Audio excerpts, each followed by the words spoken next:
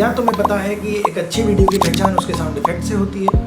एक अच्छा sound effect आपके वीडियो में जान डाल सकता है, जैसे कि चाय में इलायची जान डाल देती है, लेकिन उसे ढूंढना उतना ही मुश्किल है जितना कि आपकी लाइफ के लिए आपका जीवन साथी है। तो इस समस्या का समाधान इन 2 तरीकों से निपटा है। पहला है क्रोम एक्सटेंशन, जिसका नाम है साउंड इफेक्ट्स। सबसे पहले आप गूगल पर जाएं और यहाँ सर्च करें साउंड इफेक्ट्स।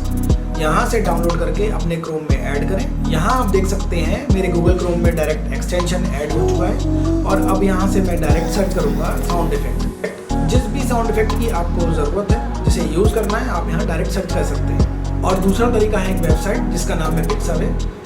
इस वेबसाइट पर जाएं और सिलेक्ट करें अपना मनपसंद साउंड इफेक्ट अपने वीडियो की रिक्वायरमेंट के अकॉर्डिंग और उसे यूज़ करें। अगर आपको वीडियो पसंद आए तो लाइक और सब्सक्राइब ज़रूर करें।